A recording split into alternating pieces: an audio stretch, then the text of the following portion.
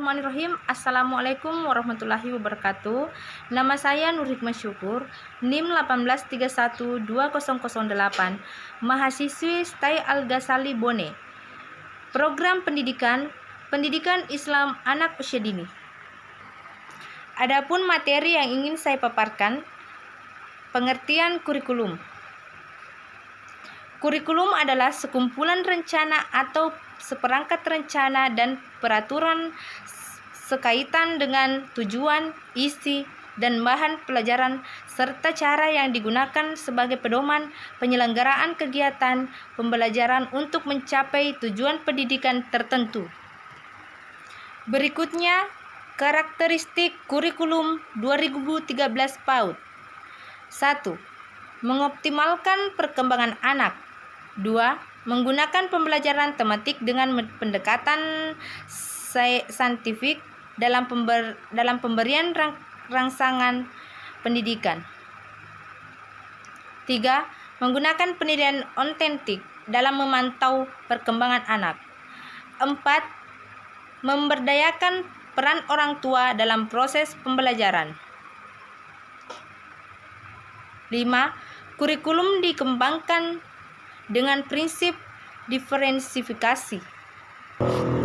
Berikutnya adalah kompetensi inti PAUD kurikulum 2013. Kompetensi inti 1. Menerima ajaran agama yang dianutnya.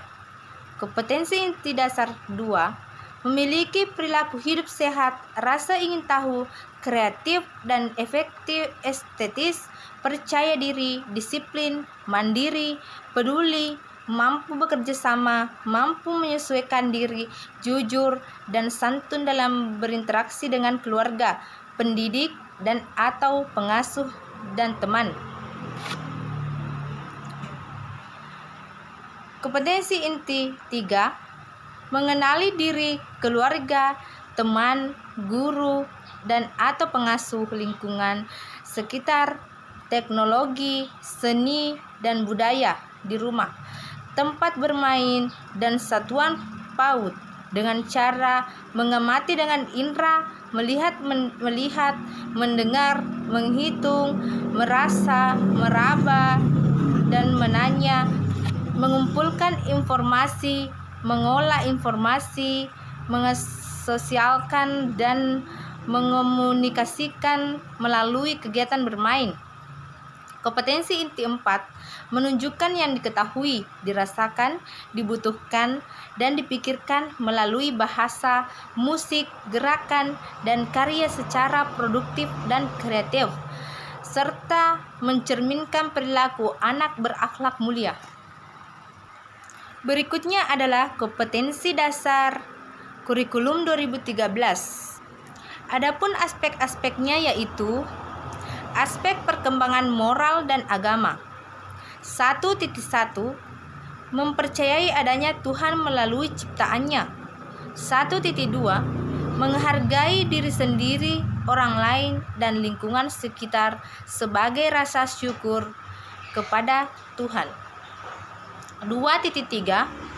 Memiliki perilaku yang mencerminkan sikap jujur. 3.1. Mengenal kegiatan beribadah sehari-hari. 4.1.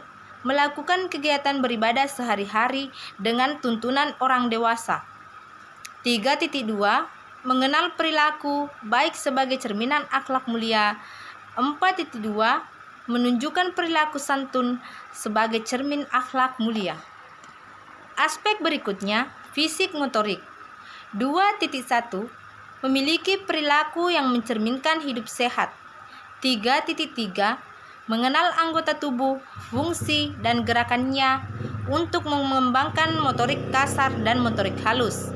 4.3. Menggunakan anggota tubuh untuk mengembangkan motorik kasar dan halus. 3.4. Mengetahui cara hidup sehat. 4.4. Mampu menolong diri sendiri untuk hidup sehat. Berikutnya, aspek perkembangan kognitif. Memiliki perilaku yang mencerminkan sikap ingin tahu. 2.3. Memiliki perilaku yang mencerminkan sikap kreatif. 3.5. mengetahui cara memecahkan masalah sehari-hari dan berperilaku kreatif. 4.5 Menyelesaikan masalah sehari-hari secara kreatif. 3.6 Mengenal benda-benda di sekitarnya, nama, warna, bentuk, ukuran, pola, sifat, suara, tekstur, fungsi, dan ciri-ciri lainnya.